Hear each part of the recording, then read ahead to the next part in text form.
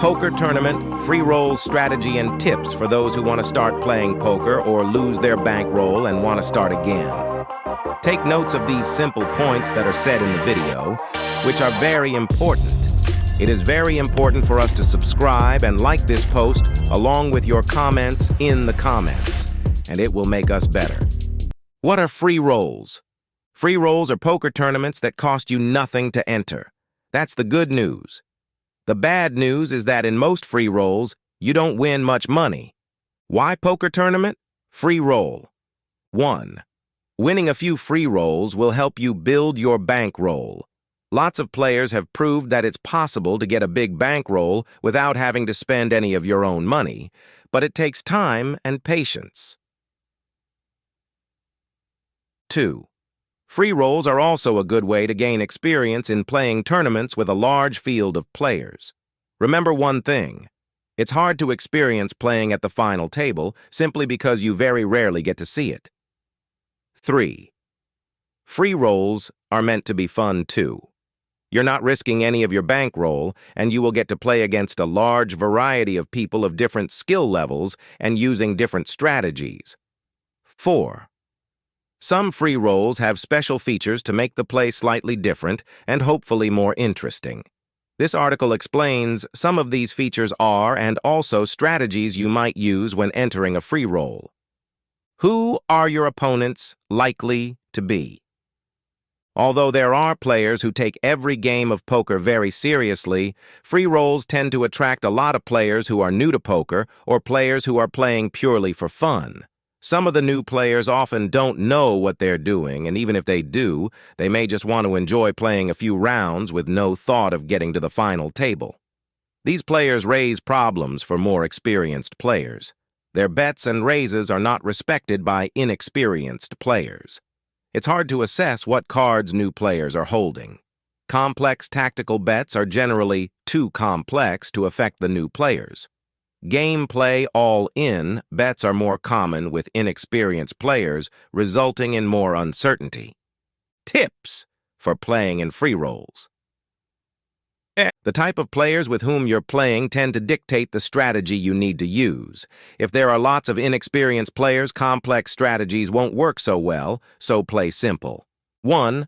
Only play good starting hands. 2. If you've got a good hand, make big raises, larger than in a normal game. 3. If you have nothing, fold. Don't be tempted to bluff. 4. Be patient and wait for good cards, and then you're on your way. 5. Most deep stack tournaments experience 3 distinctive stages. 6. The early stage. Each player's stack is pretty high compared to the blinds, usually more than 25 big blinds worth. 7. The middle stage. The blinds have gone up considerably. The tournament field will be half to 1/3 of the original starters. Many players' chip stacks will be less than 20 big blinds. 8. The final table. 10 players or less, most of whom will be deep stacked again. In the following, I will tell you how to play in each position and its conditions. If the video has been useful for you so far, please subscribe to our next tutorials. How can you survive the early stage? Patience is the best guide. With so many players at each table, there will be lots of opportunities for big, good hole cards. Your turn will come, but you should expect to be folding lots of hands. Don't get frustrated when you fold your cards and the flop then gives you a great hand. If you have a strong starting hand, that's your chance to get ahead, so you should play them aggressively. Pre-flop strategy in early stage. 1. If you are dealt pocket ace, pocket king, pocket queen, or ace king, even if someone has raised before you, make a sizable raise, 3 or 4 times the original better's bet amount at least, to inflate the pot, in order to get more value. Or if the stack sizes are short, push all in and try to get a call, and for your hand to hold. 2. If you're in late position, you should also go all in with JJ, TT, or AQ, as long as no one has raised before you. 3. If you're holding a small pair, 66 or better in middle or late position, You should raise around 4 big blinds, unless someone has already raised, in which case you should fold. 4. If you are last to act, or one of the last, you might want to see the flop even if you have poor cards, as long as there hasn't been a raise. Calling the big blinds amount is called limping. You are only risking a small number of chips in the early stage, and you might hit the flop perfectly. After the flop in early stage, your decisions now are more complex. Ideally, you want to be last to act after the first round of betting, in position, so that you have valuable additional information, your opponent actions, to help you make your decision. 1. If you still don't have anything, you must fold to any level of bet. If you are last to bet and nobody has bet before you, you can take a stab at winning the pot without having to show your hand by making a half-pot bet. If you have no cards, which are connected in some way with the flop, it is better to try to win the pot now. 2. If you have 2 pairs or better, then you go all in. 3.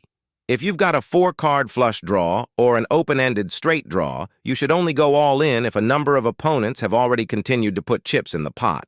The higher pot justifies you taking a bigger risk. 4. If you've hit the top pair, i.e. one of your hole cards matches the highest flop card, then you should only go all in against 1 or maybe 2 opponents. If you're playing against 2 or more opponents, your chances of winning are not good. The middle stage in free-roll poker tournaments. Generally, you should consider only 2 pre-flop options, raise or fold. Further, if an opponent makes a raise, you should consider an all-in or fold instead of a raise, depending on the cards. Never waste your chips with a simple call in any position. Every chip you have is now vital. Players with low chip stacks are particularly dangerous in the middle stage. It will be more difficult for you to guess what hole cards they have if they push all in. Be aware of the position of the big stacks at your table. They have the ability to knock you out of the tournament, but they can also be a good source of chips for you. Be patient. You'll need to have a strong hand to play them before the flop in middle stage. Only play good hands. Don't speculate. This is usually a fast way to waste chips. If you're holding a pair of 9s or better, you should raise and be prepared to go all in if you get re-raised. This also goes for suited Broadway cards, ace-king or ace-queen. After the flop in middle stage, since you've paid to see the flop, you have probably committed a large portion of your stack, so this is your last chance to make a decision. All or nothing. Remember, if you continue betting, you are usually effectively committing to eventually bet all of your chips on this hand. If you've raised pre-flop and playing heads up, you should bet about half or 2/3 of the pot with any hand. Prepare yourself. If your opponent raises, you should go all in with any top pair or better, or a flush draw. The final table in free-roll poker tournaments: position, stack size, and aggression. You may not have played any of the other players who made it to the final table, but you need to find out about them quickly. Usually, the final table players include a high proportion of good, experienced players. 1. If you see a raise from a player in early position, they will usually be holding good cards. 2. If someone in early position raises and you have pocket ace, say, pocket king, pocket queen, pocket jack, and ace king, you must go all in. 3. If a middle position is the first to make a raise, then you should also go all in if you have 88, 99, or 10s. 4.